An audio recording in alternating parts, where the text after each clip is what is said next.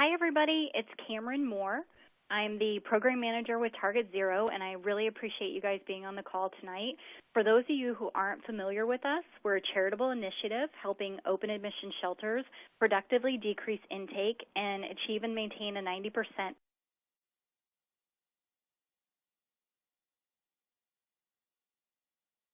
plus live outcome. So we do realize that there's always going to be some euthanasia in their shelters, especially medical cases that are beyond saving, even with unlimited resources, and also with large breed aggressive dogs that cannot be safely rehabilitated and pose a threat to public safety. But even with those factored in, we do feel that the 90% plus is achievable, and shelters are actually proving this all around the country. And the thing that makes Target Zero so unique is that we're able to offer our services to communities pro bono. It's absolutely free. There's no hidden fees or charges. But before joining Target Zero, I spent 6 years working as a program director for First Coast No More Homeless Pets, the largest high-volume spay-neuter clinic in the country, performing over 25,000 surgeries annually. First Coast's mission was to end the euthanasia of dogs and cats in the city shelter and surrounding areas. So while in this role, I was involved in many life-saving programs that directly impacted intake and live release at the shelter, helping the city of Jacksonville get to that 90% save rate, which they've maintained for the past 3 years. So while Target Zero was born out of the success story in Jacksonville, our pyramid of strategies encompass what's considered today to be proven best practices by all the major animal welfare organizations, and it's being put in practice by shelters and organizations around the country. And you can always learn more about us and about our programs at target-zero.org. So before we get started, I just wanted to share 2 announcements with you. The first one is that you're welcome to ask questions in the Q&A box that's located on the left side of your screen. And what we're going to do is we're going to hold the questions to the end, but feel free to type them in there as you think of them, and then at the end we'll try to cover as many as we can. The second thing is that there is a handout that can be downloaded using the green file widget at the bottom of your screen as well. And that just gives you a brief overview of the benefits of Return to Field and the Community Cat program in general. And I apologize in advance if I talk really fast. We're trying to get through this so we can get to your questions. So a lot of times people will use terminology that you may be familiar with, but they use them kind of interchangeably. So sometimes you may hear of TNR, trap, neuter, return, SNR, shelter, neuter, return, return to field, or community cat diversion. And I just kind of wanted to talk about the differences so that you know what we're talking about. So TNR is great. And it typically happens outside of the shelter system. So you have an individual, whether it's just a Good Samaritan or a community cat caregiver, who traps a cat, takes it to spay-neuter, and then releases it back to their outdoor home. And these cats are bypassing the shelter, and you know what? They're not at risk of euthanasia. So we love this program. We want it to happen in every community. It is already happening everywhere, and we think it's fantastic. But remember, Target Zero is focusing on ending euthanasia at the shelter. So when we talk about community cat diversion, we're talking about a plan for all healthy outdoor cats, whether they're friendly or feral, it doesn't matter to us. If they're living outside and they come into the shelter and we're not able to divert them to spay-neuter, just by convincing the public this is the right thing to do, if they come into the shelter, we want the same thing to happen to them as regular TNR cats in the field. So we want these outdoor cats to be fixed, vaccinated, ear-tipped to signify that they are sterilized and returned back to their outdoor home. A lot of times when we talk about this program, though, all around the country, it doesn't matter if we're in big cities or rural communities or northern climates or southern climates, we have the same issues, the same concerns, and I just want you to know that no matter where you're at in your community or how involved you are or if this program is happening, we understand these concerns, and I had the same ones when I started the program, so I hope that you will just listen with an open mind and just realize that we're not asking you to go out on a limb and try something that nobody's ever done before. We have proof that this works in all communities. And, of course, community cat diversion directly impacts the live outcome opportunity for cats that enter the shelter. Because remember, the biggest risk that cats have of euthanasia is at the shelter level. And it's not necessarily their fault or the shelter's fault, but it's something that we have to try to change the culture shift and try to retrain our public. So there's simultaneous goals of the Community Cat Diversion Program. We want to resolve citizen complaints. We know that trap and euthanize doesn't work, and that right now shelters will say, but our citizens hate these cats, or we have so many nuisance calls, or we have these issues. And sure, you're going to have these issues as long as we're not doing anything to productively solve the problem. So with Community Cat Diversion, we're going to actually solve the issues and fix the problems. We also are concerned about reuniting lost cats with their owners. But remember, return-to-owner rates across the country are super, super low for cats. It's usually less than 2%, and in a lot of shelters that we go into, it's actually 0.002%. I mean, it's the tiniest little fraction of cats that are lucky enough to get reunited with their owners.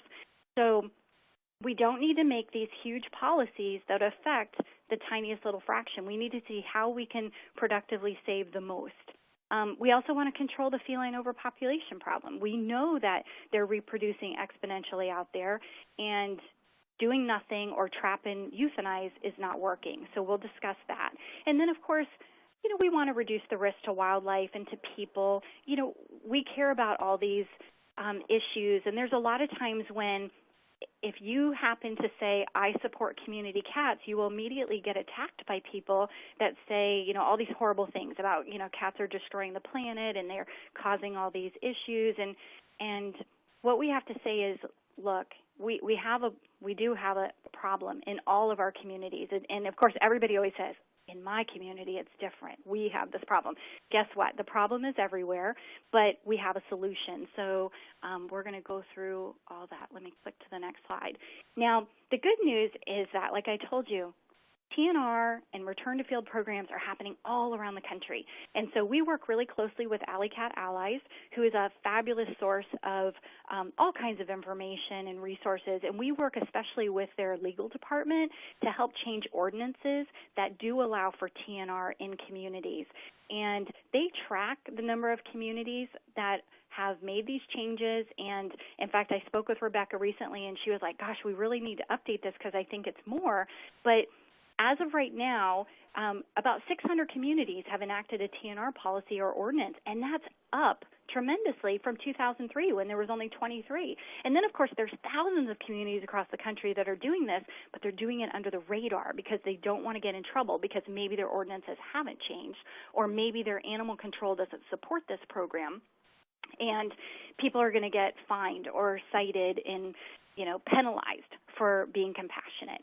So back in Jacksonville in 2002, we had over 34,000 animals coming into our shelter system and only 30% getting out alive. And for cats, the number was much lower. So First Coast No More Homeless Pets formed as a small nonprofit and said, what can we do to change this? We just don't think this is right, and we want to do something. And fast forward to about 2007 and 2008, they started fundraising and hosting TNR clinics, like once a month. We borrow a veterinarian's clinic on a Sunday, do about 45 cat surgeries. It was fantastic because we never had those options here in Jacksonville before. And then what would happen, though, sometimes is that some of these ear-tipped cats would end up in the shelter and they would get euthanized because back in 2007 and 2008, there was only 12% of the cats getting out alive. So we approached the interim director at the time at the shelter and said, hey, look, we've invested money into these cats. We know where they came from. You know exactly where you picked them up from or where the person says they picked them up when they brought them in. And we know that someone cares about them. They're feeding them. We've sterilized them, vaccinated them. Let us put these cats back. And we were so very lucky at the time because the person overseeing animal control was an engineer. He knew nothing about animals or animal welfare. And he said, explain to me about this TNR. And being an engineer and, an educated guy, he says, well, gosh, if it's good enough for these ear-tipped cats, why isn't it good enough for all the outside cats? And we jumped on that. We were like, you're right. All the outside cats should be sterilized because isn't that our goal, right? We want them all to be sterilized and vaccinated, and if they were ear-tipped, they'd get that get-out-of-jail-free pass. So we jumped at the chance to do this program, which at the time we called Feral Freedom, because you know why? We had no idea what else to call it. We just thought it was catchy and cute, but what we realized soon after was the majority of these cats coming through the program weren't feral at all. They were community cats. Some of them were super friendly because they had multiple people taking care of them. And it was really kind of interesting how that worked. So, again, we jumped at the chance. We said, yes, we will pick these cats up from the shelter. We will take them to our clinic. We will sterilize them, vaccinate, ear tip, and put them right back where they came from. And the city said, this is fine and good, and you can do it all day long, but we're not going to take the first complaint call. We don't want to be yelled at. We don't want to hear people's, gripes and issues. So guess what? We're going to give out Cameron's cell phone number to anybody who wants it, and they can call and yell at her. So, of course, I was so nervous. I mean, gosh, I listened to all these people who are opposed the program who said, you're doing a horrible thing. You're putting these cats out to their death. You're going to have, starving cats dropping dead like flies up and down the streets. And then everybody's going to hate you on top of that. So I was really, really nervous, and we worked with Best Friends Animal Society. They helped us initially with our funding, and they also walked us through it, and they told me, just like I'm telling you guys, it's okay. What you fear is going to happen is not going to happen, and you will be able to solve the problems. So the first year, we took in 5,400 cats that were outdoor community cats, and we sterilized them, vaccinated them, and put them back. Out of that 5,400 cats, you would have thought I would have had 5,400 angry phone calls and probably about that many dead cats, right, to scoop up. But the good news is that I had about a dozen calls the first year, and most of them were so easy. I thought, oh, my gosh, people just need common sense. We would have people call who were upset about the cats being on their porch. And the first thing is you always want to listen to everyone's complaints. Don't just, take in what they have to say and then try to figure it out. And so what I found was there were probably only about 10 of the same scenarios that I heard, over again, like in all the years and in all the communities we deal with. We hear like the same 10 things. And the first one is they're eating on my porch. Well, why did they choose your porch? Why are they on your porch? Oh, because my wife feeds them there, or because I put food out for my own cat who goes outside, or I feed my dogs outside and they're eating my dog's food. So sometimes you just have to walk people through it and say, okay, so if you put food out, you're going to be attracting these cats. Therefore, don't feed your cats outside. Or if you're going to feed your pets outside, put the food down, leave it 30 minutes, and then pick it up. There's going to be other times when it's just really, really silly. I mean, it's just family disputes. I'm mad at my sister, and she feeds these cats, so the way I'm going to get back at her is I'm going to get her in trouble and threaten to have all the cats removed. So some of these we acted like therapists and mediators, and it really had nothing to do about the cats. However, when we fixed the cats, majority of the calls in general disappeared. So that was amazing because, remember, everybody says, everybody hates the cats, and that's why they're complaining. Well, no. Most of the people that call about the cats call because we've trained them to call, and we've trained them to pick these cats up and come to the shelter. So the really cool thing is that we can retrain the public to do what we want now that we know about this different program. So in the next couple of slides, what I want to show you is that when you implement this program at the shelter, and remember, that's our focus, but again, we always want TNR to be happening in the community, you will see a decrease in the number of cats entering the shelter. Why is that? Because we're solving the problems. Because that cat that keeps having 2 and 3 litters a year no longer has those kittens because we've sterilized her. And for the man who called and told me that people were dropping tomcats off in his yard, and I mean, I was baffled by that. Who would, first of all, catch tomcats and transport them in their car? And why would they pick this guy's house? Like, is this some kind of cruel prank? But no, what I found out after talking to him is that he had a female cat that he let outside, and she was never sterilized. So guess what? Every time she went into heat, she was calling all the boys to the yard. And so they weren't being dropped off. They were just getting that mating call like, hey, boys, party's over here, at my house. Once we sterilized his cat, And we sterilized all the boy cats that he had caught. Guess what? The boys went home. The party was over. No more problem. The guy's happy. He's fine. So, again, a lot of times when you think, this isn't going to work in my town because everybody, blah, blah, blah, hates cats or doesn't want all these cats around or whatever, when we sterilize the cats, it really does solve a lot of the problems. And so what you can see, fast forward to this past fiscal year, which just ended, look, the number of cats coming into the shelter decreased from about 12 to 13,000 to now just a little under 6,700. And then of that, only the tiniest fraction were euthanized, and the majority of those, honestly, were neonates or cats that just couldn't be saved for whatever reason.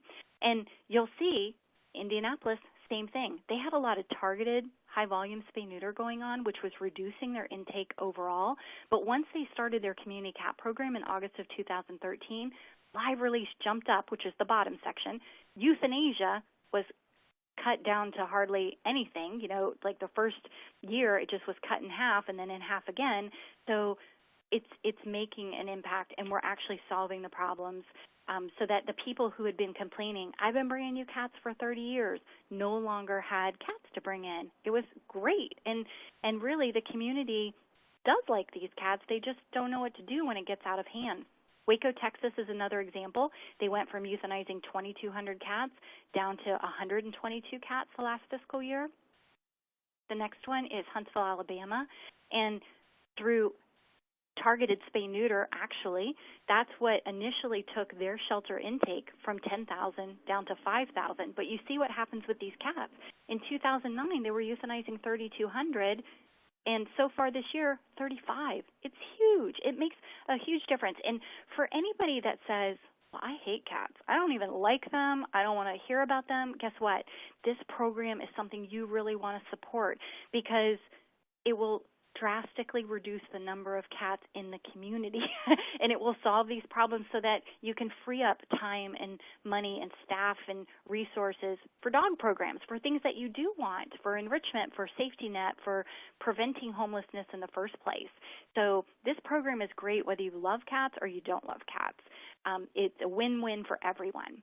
So overall, our issue is we have so many cats entering the shelter and not enough live outcome. But remember, we've trained the public.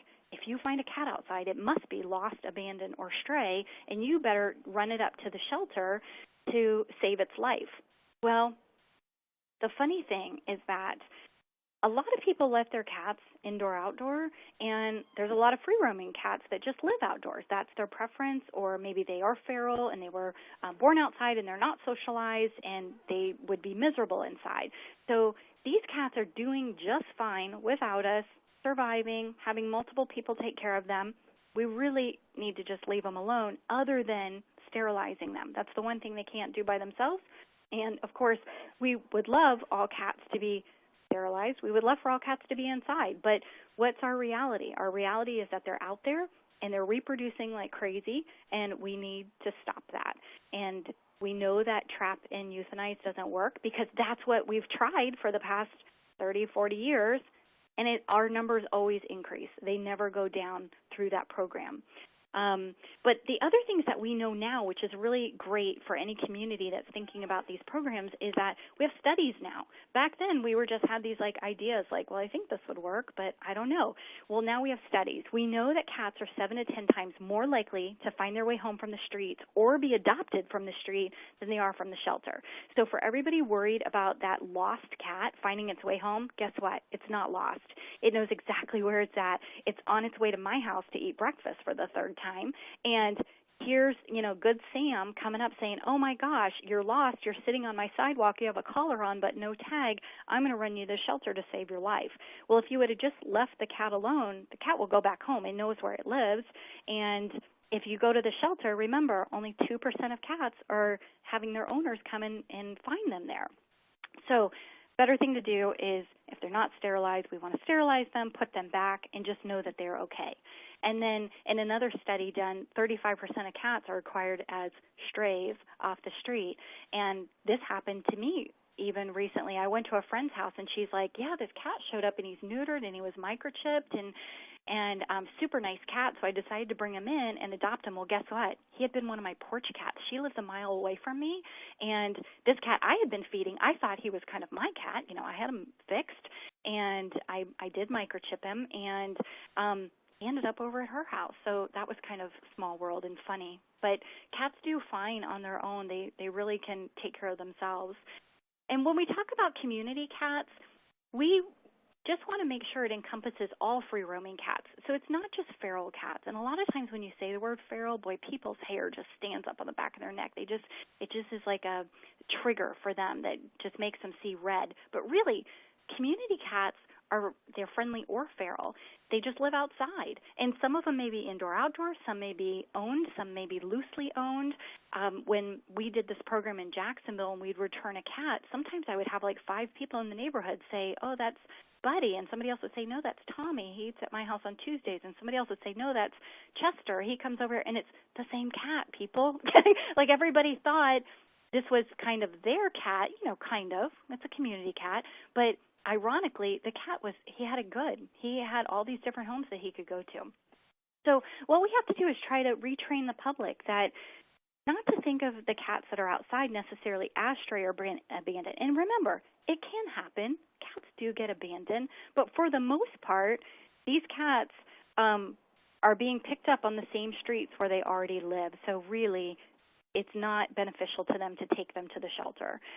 Because really, majority of cats that enter the shelters, unless you go to a progressive community, they're not making it out alive, so we're really not doing them any favors. But when we do this program, who qualifies is any cat that lives outside, whether they're friendly or feral. We don't need to worry about their personality. We just need to worry about, are you big enough for surgery? Are you healthy? And then don't try to overcomplicate the process. Sometimes the difference, again, between TNR and community cat diversion is with TNR, you're the one doing the trapping. You know exactly where you picked up the cat. Therefore, you feel really comfortable taking him back there because you probably know who's feeding, and it's probably you. But with a community cat program, you're having to trust that the cat knows that as long as you get him back to his neighborhood, he knows exactly where to go.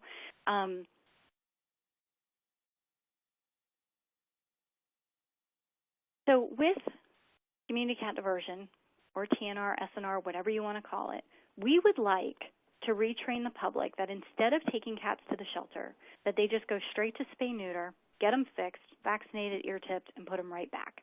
However, if they do come into the shelter system, we want the same thing to happen to them. And in some communities that we talk to, they have a really active TNR program just by private individuals out in the community. But if that same outdoor cat comes into the shelter, he's a goner. They're going to euthanize him because they're going to say he's not adoptable. Well, gosh, the cat is fine, and if it's good enough for the outdoor cats that are being TNR'd, why isn't it good enough for an outdoor cat that enters the shelter system? So, again, our idea is to encourage people to take the cats to spay-neuter to avoid the shelter, and it does happen. We have been able to change the culture in a lot of communities. And then, of course, this can be implemented in a bunch of different ways. Sometimes you have the shelter that says, we'll allow you to do this program, but we can't be a part of the release, or we don't have spay-neuter capacity at our shelter.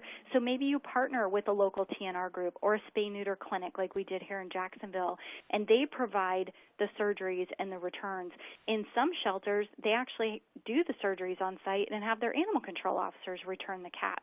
So it really can be done in a lot of different ways. It just depends on what your resources are in your community, but don't stress about that in the beginning. The beginning, you just want to open up those lines of communication and just see how we can get this done. Like, don't worry if you don't have money and you don't have traps and you don't have a van and you don't have a building. Gosh, that was how Jacksonville was. When we accepted this program, we had nothing. And it worked out great. Now, but the good thing is that there are resources out there now, and there's people that can help you get organized. So when we do this program, too, of course, you're going to get a lot of the same things about why this won't work in your community, and a big thing is, we're concerned about rabies. Well, what's happening with the cats out there now? Pretty much they're reproducing like crazy. None of them are vaccinated. So with this program, we're providing them vaccinations, which is giving them some kind of protection, and it's increasing our community immunity. And then, of course, When we're sterilizing them, we're preventing those future litters from being born. So ultimately, we're going to be reducing the population. And with less cats, we have less risk to wildlife. We've got less risk of zoonotic transmission and parasite transmission. But again, everybody likes to blame the cats for everything. But I'll tell you, there's raccoons and possums and squirrels that have fleas and parasites too. And, you know, the thing is that we have to learn how to all get along. We're not going to be able to eradicate any one particular species, and there's really no reason for that. And then overall, the more cats we sterilize, we're going to decrease the number of community cats over time. And we know this to be true because anybody who has taken care of a group of cats before knows when you sterilize them, some will wander back to their homes. Some will ultimately die off through natural processes, and some will get adopted from the streets, and then you end up with a much smaller number of cats. And this is happening, it's repeatable everywhere. And then what happens at the shelter is that when you have a fewer number of cats coming into the shelter, because remember, every year through this program you're decreasing intake, you can eliminate the unnecessary euthanasia of cats in the shelter, because the ones that stay in the shelter are the ones that truly need it. They are the owner-surrendered indoor cats that you were not able to help the families keep their pets or place them outside of the shelter. So those cats have a better chance of getting adopted. We go into shelters that have started this program that you walk into their adoption lobby and they only have 3 cats, whereas, 6 months prior, they would have been bursting at the seams. Indianapolis is one that comes to mind. They had like 100 cats in their cattery when we first visited, and they would have 2 and 3 cats who didn't know each other sharing the same cage. I mean, it was a catastrophe. It was horrible. But they implemented the program, and when we went back, they had 3 cats, and one of them was a 20-year-old cat that had no teeth. But let me tell you, he was a great cat, and he was otherwise healthy, and he was spunky, and he was nice. But when would that cat have the opportunity to get adopted? He would never have that option because he'd get beat out by all the competition, all the younger, kittens and other cats, and people would just say, oh, the old geezer's going to be the first one to go. So it really is amazing for the cats that do need to come into the shelter, and it just reduces their competition. And then again, the cat complaint calls go way down because, again, out of sight, out of mind. When you don't have 10 tomcats fighting over your female in the front yard, you don't have anything to complain about because you don't even notice that they're out there. And then, like I said before, when you have such fewer number of cats coming through your shelter, you have more time and resources for your dogs. So if that's your focus, awesome. Just think about all the things you can do, the play groups and the enrichment and the walking dogs and the talking with people to see how you can help them keep their pets so they don't even have to come into the shelter system. Like in Indianapolis, for example, when they reduced that number of cats that were coming into their shelter, they were able to take this ginormous cat room and turn it into another dog room. So that's what they needed, and that was great. Okay. I just thought this was funny. Because isn't it the truth? Whenever you talk to someone who has feeding a number of cats, it always just started out with a couple, right? Good intentions. I wasn't even a cat person. This cat showed up. I put some food out. I felt really sorry for it. Then I didn't mind it being around. But then she invited some friends over, and then they had litters of kittens. And now it's getting a little crazy, and my neighbors are starting to complain about it. So this was very common amongst the people that I talked to as we were returning cats to the neighborhood. They were all like, oh, what do you mean? If we sterilize them, they won't make more? This is phenomenal. And I kind of have to laugh because it's like, why didn't you know that? But guess what? A lot of this is not in people's everyday thought process, right? They're not animal welfare people. They're not rescue people. They're just normal people living their normal lives, and they have compassion for animals. So if we can help these cats, when there's just 1 or 2 of them, we're going to prevent colonies from happening. So again, a lot of times when we talk about these programs, people say, oh, you're making all these colonies. We're not making colonies. We're preventing colonies because we're trying to stop them as the cats are coming in 1 and 2 at a time in the shelter. Because, again, most people don't bring in 25 cats at a time. They're bringing in 1 or 2, and if we sterilize them, we stop the process with them. And then, of course, you always have the same common concerns, okay? And I believe these as to be true, because what else did I know before I started this program? So the number one thing was outdoor cats are sickly, they're diseased, and they're malnourished. So before we started our program, we consulted with Dr. Levy at the University of Florida, and she said, this is what you should do for every cat that comes in. I want you to weigh them. I want you to give them a body score. I want you to track all this data. And during the time that I ran the program, over 25,000 cats had come through the program, and since it's now 26,000. But what we realized as fact was majority of these cats were really healthy, and they were actually sometimes healthier than pet cats that were coming through our clinic from the public. And there were really good weights. And so while we would see some minor injuries, fights happen, cat's tail may get caught in a fan blade or something like that, or eye issues, majority of the cats were doing really, really great. And it was actually less than 1% of the cats had to be euthanized because of some extreme medical condition. And it was funny because I had always heard that, outdoor cats live these short, pitiful lives, and then they just die like really, really young. Well, we were seeing cats with cancer. We were seeing cats with geriatric disease, and it's like, wait a minute, how did you survive this long? Because you're supposed to just, live 6 months and die.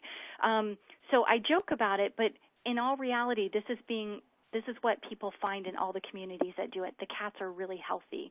And if a cat does need to be humanely euthanized, then no one's going to put that cat back on the street. So for anybody thinking, oh my gosh, you're going to put this half-dead cat back out, no one is going to do that. And here in Jacksonville, what we did when we started the program is that we microchipped everybody, because, again, we thought if animal control was getting calls about all these dead cats that they were going to have to pick up, we needed to know, like, how long did it take for them to die after we spayed them, and where did they show up when they were scooping up their dead bodies. But guess what? It didn't happen. The first year we had 5,400 cats come through the program. I had one cat that was hit by a car in our downtown area, which if you've ever been to Jacksonville, we've got like 4 bridges that come into downtown, and it's kind of crazy, and it's not a good place. Like, for this cat made the wrong decision to go up this bridge. But in general, we didn't get the calls about the dead cats. And we did get calls about cats. People thought they were seeing ghosts when a cat would show back up at their doorstep, or, they had questions like, hey, my cat was lost, but he came back, but I think he got into a fight because his ear is cut. And so we'd explain about the ear tip, and people were like, oh, my gosh, that's amazing. I always wanted to get him neutered, but I just hadn't gotten around to it, or I didn't have transportation, or I thought it was so expensive. So the great thing about the microchips is that it really made us feel good that all the negative stuff that we thought was going to happen didn't happen. But what we did find it was a huge expense. It was costing us $30,000 to microchip these cats, and we didn't have a whole lot of excess money. And so we thought, gosh, with $30,000, we could spay and neuter a whole lot of cats. So we decided to stop the microchip program. And, in fact, I just talked to a girl that runs the Community Cat program in New York City, in Brooklyn, this week, and she says, yeah, we're microchipping all the cats too. And so far out of 653, they've had 4 microchip cats show back up. So really, guys, the cats are doing fine. And while it's great, it makes you feel good, it's interesting, it's neat information, if you don't have a whole lot of resources, I would put the money into spay-neuter and not so much about the microchips. But it is something to consider if you're starting a program and you have a lot of opposition. So the second thing that everybody always says is how it's not humane to abandon them to live on the streets. But remember, the cats are already living in their home. This is their territory, their home. They know where to have shelter. They know where to find food. And we're not taking them and dropping them off 50 miles away in a park and saying, good luck, I hope you make it out here. That is abandonment. We're actually just taking them right back to where they were living. The benefit, though, is now they're sterilized. They're not going to be fighting. They're not going to be mating. They're vaccinated, and they're ear-tipped. So if we ever catch them again, they get that get-out-of-jail-free pass. And so this is not abandonment at all. And then even if we don't know who the caretaker is, we don't have to know. The only reason we want to know is to make ourselves feel better. But honestly, the cats know. And when they're 10 pounds or 8 pounds and they're big and fat and fluffy and good body coat and, good body condition, just fix them and take them back. They know how to get along every day, and they're probably, better off than a lot. So, and again, we're not saying to put back any sickly, malnourished cats. I mean, granted, there are some cats that make it outside that shouldn't be outside, but let's work with our rescues and provide other options for those cats. But really, it's less than 1%, and we see the same thing in communities all around the country. What if they're someone's pet? Yeah, so guess what? Guess what normally happens? If their pet got out and went to a shelter, remember 98% of the time, they're never going to get them back. With this program, we're returning them right back to their neighborhood, and they're more likely to find their way home from the street than they are from the shelter. And when we've talked to people who have lost their pets and their pets ended up coming home with an ear tip, guess what? We had a guy write us a check on the spot. He was so grateful to have his cat back. And even though his cat had been neutered, we ear-tipped him, and he was like, you know what, if he ever gets out again, at least I know he's safe.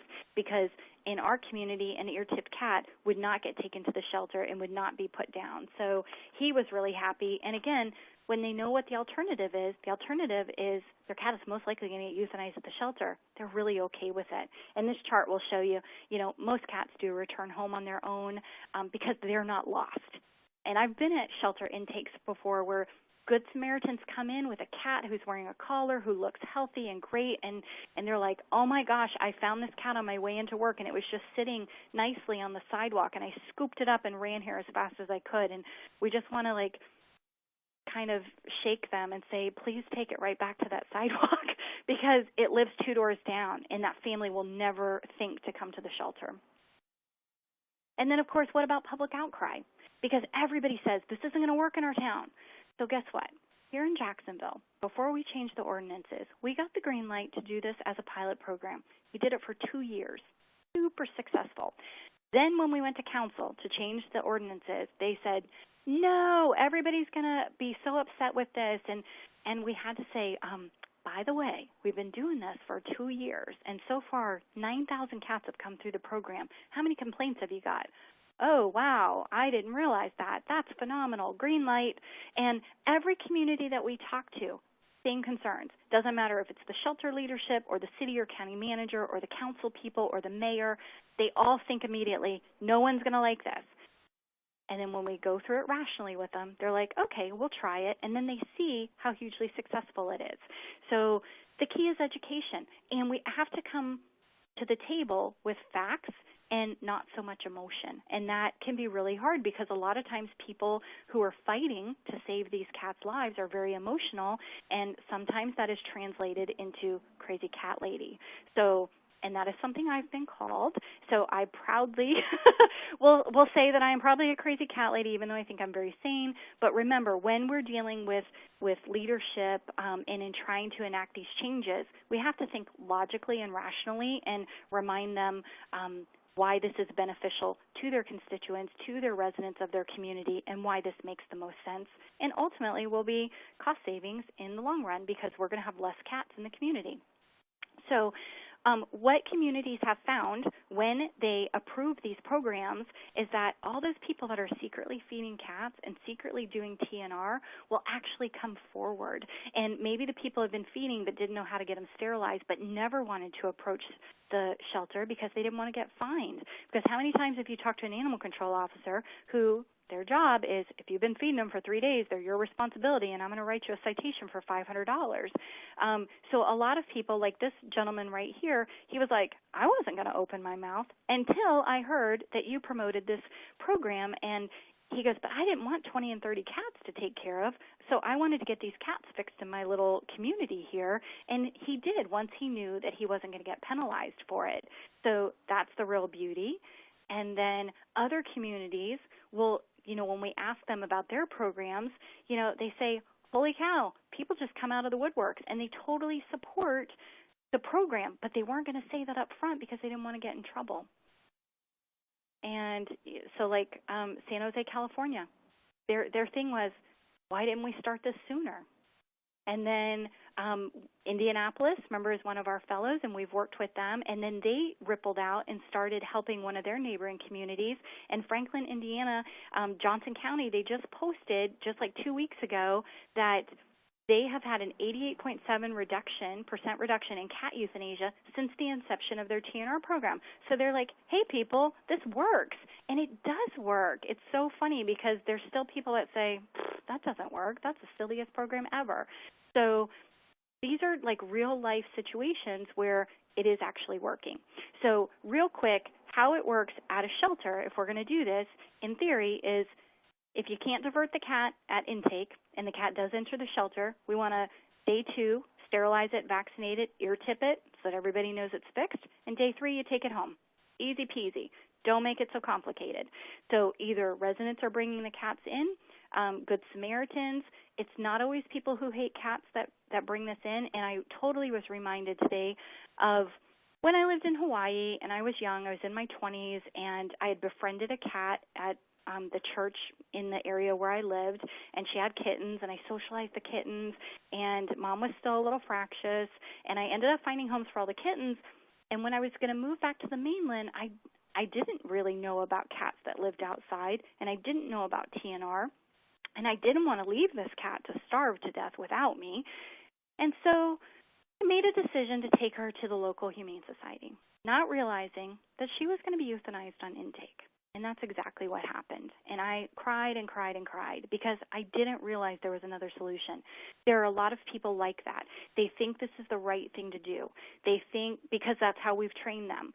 So again, not everybody's bringing cats to the shelter because they hate them. And what our experience has been is as we've returned cats to the people in the community, a lot of them have cried with happiness because they felt guilty. They didn't necessarily want to take the cat to the shelter. They just didn't know what else to do, and they didn't realize that by sterilizing them, they could continue to take care of the cats without it being a nuisance to their neighbors. And then, of course, we would like to encourage animal control officers not to be trapping cats in the community unless they're taking them straight to spay-neuter, and to only be picking up cats in the field if they're sick, injured, or rabies suspect. And then, again, let's not complicate the system. If a cat comes into the shelter, was it an inside cat or an outside cat? If it was found outside and it's healthy and big enough for surgery, fix it and put it back. Because if it's not lost and it knows where to go, it will find its way home.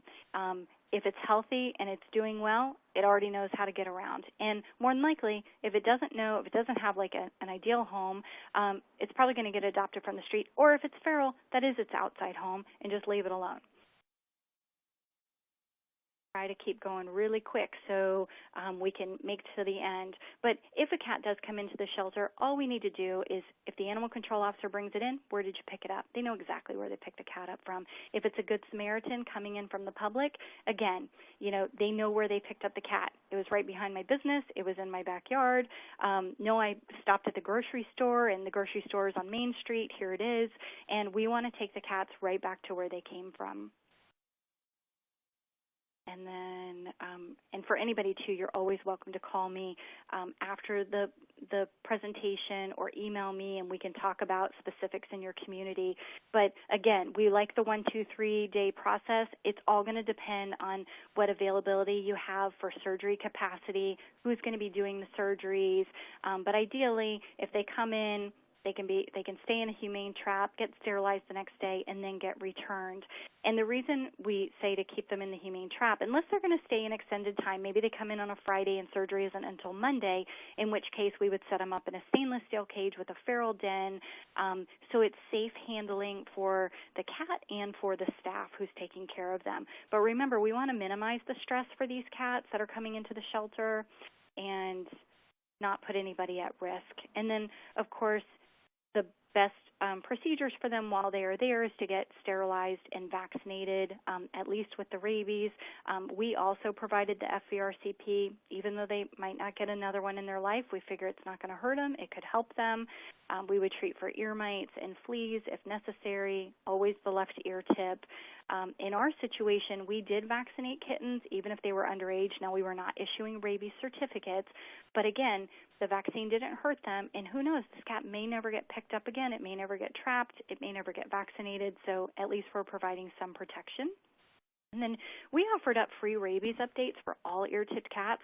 So if you were taking care of cats in your community and you were worried about not having booster shots, you could trap those cats and bring them in for a free rabies vaccination at any time, and we would provide you with the rabies certificate. And then, of course, while we had them under anesthesia, we would take care of any, minor wounds or issues that they had, and not to worry about, if a cat only had one eye when it came in, but it's 10 pounds and it's otherwise looking great, guess what? It's doing fine as a one-eyed cat, so we're not going to worry about putting it back out. If we had cats that would come in that were declawed, or maybe they had like hyperthyroid issues, those would be ones that we would seek assistance from our rescue partners to try to help, so we would not be putting those cats back out on the street. A lot of times, too, people will ask, well, what about should we hold the females longer so that they can recover faster? Remember, with these outdoor cats, they're going to recover faster in their own environment than they are being stressed out in your shelter or in your spay-neuter clinic. So there's really no need to hold them, and they already live outside in the weather conditions that exist in your community. So if it is cold outside, that's okay. They were living in it yesterday. They're going to live in it tomorrow. The thing about high-volume spay-neuter now is that the incisions are so small. The veterinarians and the staff are very conscientious about not shaving too much fur off. And, when we talk to people that live in cold climates, because here I am in Florida, if it gets to be 60 degrees, we're bundling up. But in our cold weather communities that we work with, they're like, sure, we're not going to put a cat out in a blizzard, but we're also not going to be trapping them either. But if it's 40 outside or it's 30 and it's snowed, guess what? They live in the snow. And they do provide shelters for cats to help the community help these cats. And then, of course, we would feed the cats at the shelter or the clinic, either one where they were, before we released them. That way, if they did take some time to find their way back home, they weren't doing it on an empty stomach. And, of course, we'd always just release the cats the day after surgery so they had the anesthesia out of their system.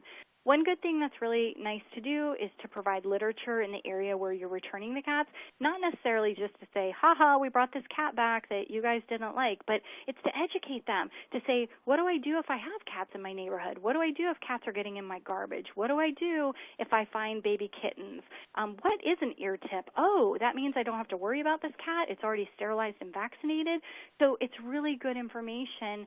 And then, of course, there's a number to call, and if they did have follow-up questions, they could reach someone who could walk them through the process. And there are times when people do have legitimate issues with cats, but maybe it stems from a neighbor down the street who truly needs some help, who started with the 2 or 3 cats and now has 40. So guess what? That problem will never be solved until we go and help that person. And that's where having your partners who can help you, maybe it's a TNR advocate, maybe it's someone at the spay-neuter clinic, that person deals with that person, the citizen on the street, to try to help get that situation under control. Because as long as those 2 are neighbors, there's always going to be cats there. So until we solve the problem, they're going to have issues. And then implementing a program in your community is all just going to depend on where you're at. Every community is different. So you want to look at your ordinances. Some ordinances are silent on cats, which is perfect, so there's no rules against it. Some, you do have leash laws for cats or licensing for cats, and what we would want to say is that community cats should be exempt from leash laws or running at large. Okay, now this is not a free-for-all for cats, for everybody to open the door and let their cats run wild. This is about rules in place. If you're a community cat, which means you have an ear tip, you do not have to abide by leash laws. But if I have my personal cat outside, I have to follow all the rules. And some people say, well, that's not very fair, but it is what it is. And people who have their pet cats are not going to be turning them loose on the street. We also want to remove the verbiage, stray, lost, and abandonment. This webinar will be available later, and we have another webinar out there about how to change public policy that you might be interested in looking up afterwards.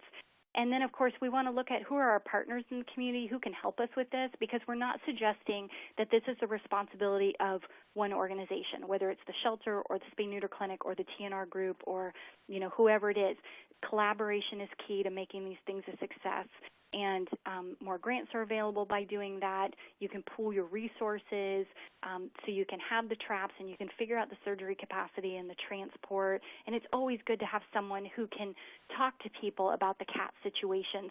So you're not just talking to #1 cat hater who's like, I don't know, and those cats are stupid. That's not going to solve anything. So we want to have someone who can help people figure out what's the root of your problem and how can we solve it for you.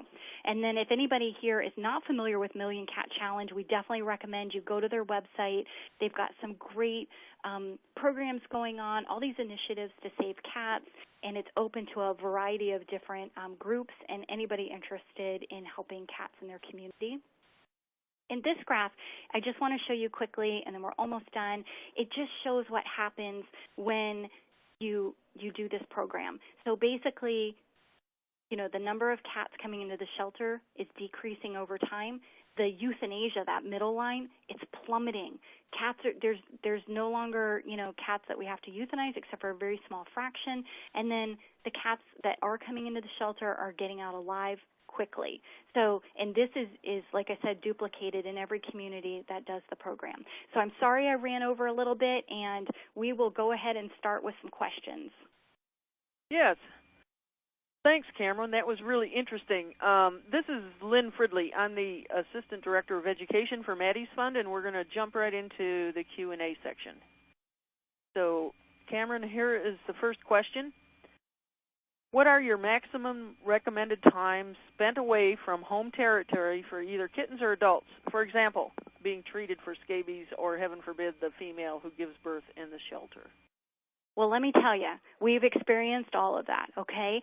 And I don't think there is, while we like the 1, 2, 3 process, we know that it's not always perfect. And we have had cats that have given birth in the traps prior, like waiting for surgery.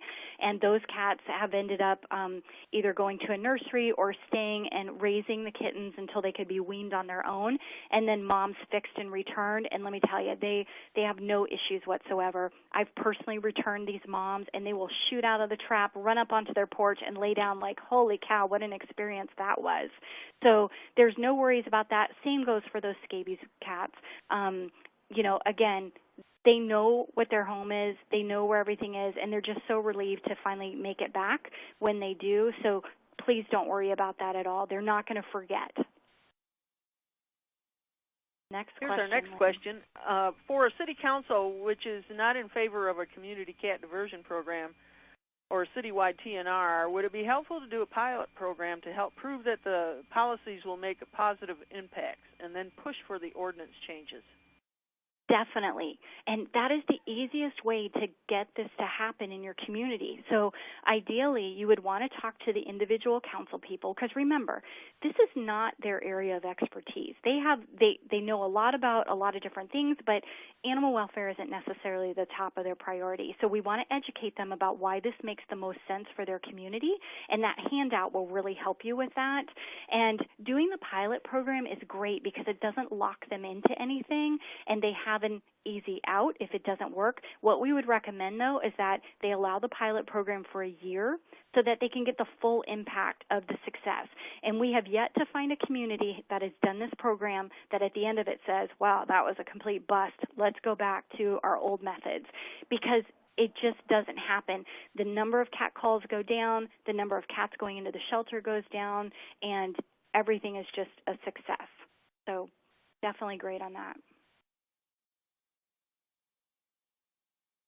The next question is it necessary for spay-neuter a certain percent of community cats annually in a community to reduce population? I may have read 70% or more about that outdoor cats need to be spayed and neutered for a number of years to achieve a significant and stable decrease in the number of cats. So that is an excellent question. And here's the truth, okay? So there is a formula out there for you to determine how many outdoor cats in your community. And I'll tell you, we never like to really talk about this with council people and government leadership because it's overwhelming, because the number is huge. And when you compare that to the number of cats going into the shelter, we like to think of it as a pie. So the whole circle is all the cats in your community, and maybe the tiniest little sliver of the pie is going into the shelter. But of those cats are being euthanized. So if we fix the cats that are going into the shelter and put them back, we are making a difference with those cats and in those neighborhoods and areas where they're coming from. Now, Are we affecting the whole pie? No. Will we ever affect the whole pie? Probably not. But guess what? If we have hot spots, and typically these cats are coming in from the same general areas, that's why we have high intake areas, we're going to start fixing those cats, and it is going to spread through the community, and we're changing the culture of the community, and more people are going to go straight to spay-neuter to where we will get those areas under control. So I hope that helps you answer that question. Great answer.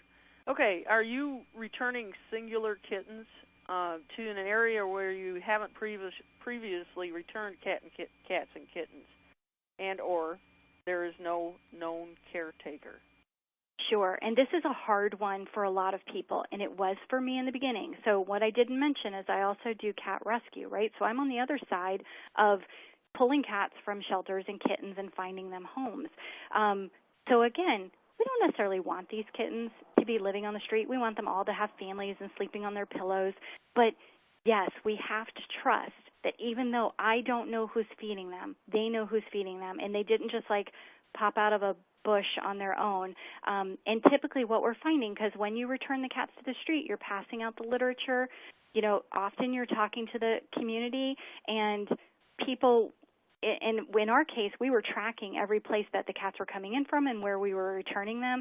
And so rarely did we ever go to a street like, gosh, we've never been to this street before, because what we found is that we were going to the same areas over and over because those same people were the ones bringing the cats into the shelter to begin with. So, but of course, if you have other options for cats, feel free. I mean, there are some that don't feel comfortable at all returning the young kittens, but especially if they're fractious or feral, there is no other outcome, and this is their outdoor home, and they really are fine and they're healthy, so go ahead and take them back. But, you know, if you have a rescue partner that wants to take that cute, sweet 8-week-old kitten, great, but honestly, they didn't make it that far in life on their own. They have people that are taking care of them. All right. Next. So here's a good one, Cameron. What can one do when their municipal shelter gets money for each animal admitted? So it is an incentive for them to take a cat in, and I think they're referring to budget time for a municipal shelter, yes. And it's based on the number of animals that are brought in. Yes, and that is something that we actually deal with whenever we do shelter assessments. So what we have to help these people understand, you know, everyone involved in the budgets and running the shelter is you're not actually making money on the animals that come in, because when you look at length of stay and how long you're holding them and caring for them and, you know, feeding and housing and medicating and ultimately euthanizing and disposing, you're actually not making a dime. So the best thing to do would be to reduce your cost by reducing the number of animals coming into your shelter, and then if you need to make up revenue, you do so in other ways, not off the backs of the animals. So this is something that we definitely talk to everyone involved at the shelter level and with the financial side of things, because people honestly think like, well, gosh, if I get $78 a cat and then I euthanize it after 3 days, I'm making money, but they're not, because they don't think about the cost of care. So that is something that we factor in, and ultimately, if you have, like, say, Jacksonville, they were taking in 13,000 cats. Now they're taking in 6,600. You don't think that's a cost savings? It is. It's huge. And then when you have a fewer number of animals coming into the shelter, they may be harder animals to save, and you will need the money savings to help get them out alive. So it all does balance out, but hopefully that answers your question. Okay, here's the next question. Do you have any theories or research that relates to why less than 2% of cats have owners who care enough to claim them from the shelters? Gosh, I'll be honest with you. I don't know. All I know is that that's what's been put out there, but honestly, when we go to the shelters that we deal with, now remember, Target Zero focuses on open admission shelters that are not doing well and that want to change. And I think we've only been to a couple who have actually met that 2% rule. Most of them are far less than that. And I don't know if it has to do with the fact that so many people do let their cats in and out, and that if the cat doesn't come home at night, they're not really worried about it. And I'll be honest with you, here at my office where I work, we have community cats that are sterilized, and they like us, but they don't necessarily let us pet them, and sometimes we won't see them for a couple of days, but ultimately they come back. And, we don't really go to the shelter to look for them, and I just think that's just very common. People think, when was the last time I saw a tiger? I don't know. I'm sure he'll come back. And by the time, if they do make it down to the shelter, usually it's too late because so much time has elapsed and the cat has been euthanized, or they just never find the cat. So I don't know the answer to that one, really. I have to agree with your assessment there.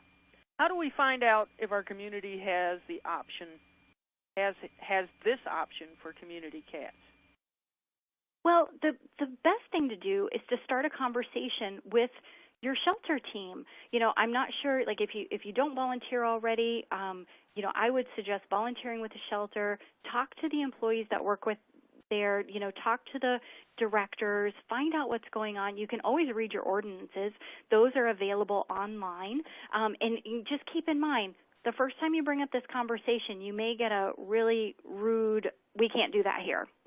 And that's okay, because remember, change is hard sometimes, and especially when people are like, this is the way we've done things for 20, 30 years, this will never work, our people don't like that. This is so common. We hear it everywhere. But again, try to have that open line of conversation, and maybe you can provide the facts in a non-crazy type of way, and get that conversation going, and then it can just move up the chain to the next level. And sometimes it's finding a city council person, or depending on what the structure is, finding someone who is animal friendly that is willing to listen, who will then take it to the rest of the group. Thanks. We've hit the 1 hour mark here, and we're going to continue with the questions. We have several more interesting questions to go through. So please stay with us if you can, and we'll move on. Do you have a sample memorandum of understanding detailing what our TNR program will handle for us, for a town or a city? In New Jersey, we have to work with every small town. It cannot be done on the county level. Sure. Well, I tell you what, Waco, Texas is a really great example, and someone that you may want to connect with, because within their animal shelter, they handle, I want to say some insane, 33 different municipalities bring animals to their shelter. So yes, and every little community had their own ordinances and their own rules and their own this and that. And so that was a community where they were able to pull them all together. And there's a lot of communities that do the same thing. But really, sometimes you still have to deal with each individual community one-on-one, trying to educate them. But there's not really a standard memo of understanding, but the program is the same everywhere. And I know, for example, in Greenville, South Carolina, that shelter handles county, city. It also handles the neighboring county, Spartanburg. And initially, they all weren't on the same page in the beginning.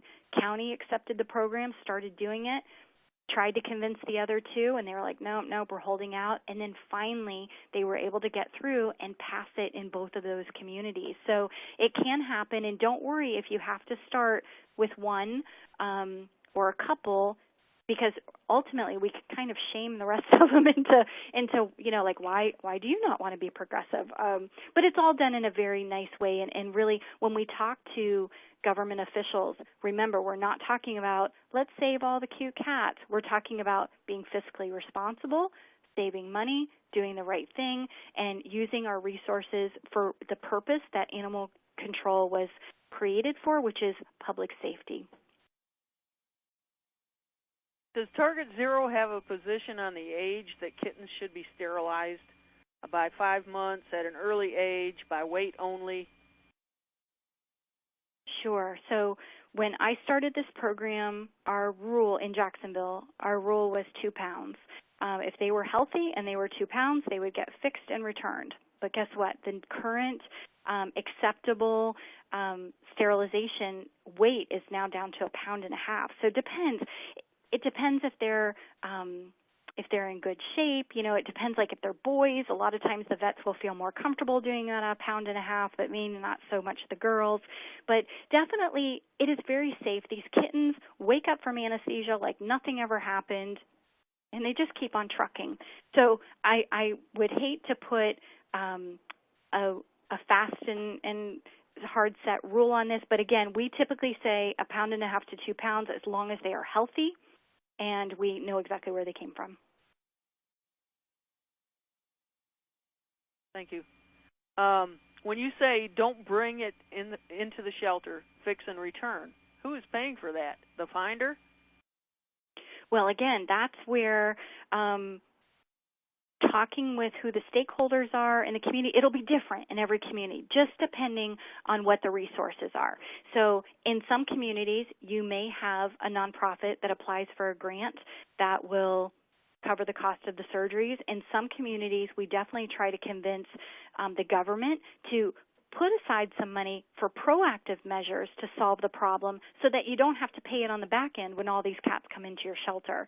So it is a little different in every community. And, of course, if you're lucky enough to have high-volume spay-neuter in your town, that makes it a lot better because a lot of times those organizations can apply for grants which keep the cost down really low. But we definitely always look at different ways of funding spay-neuter in towns.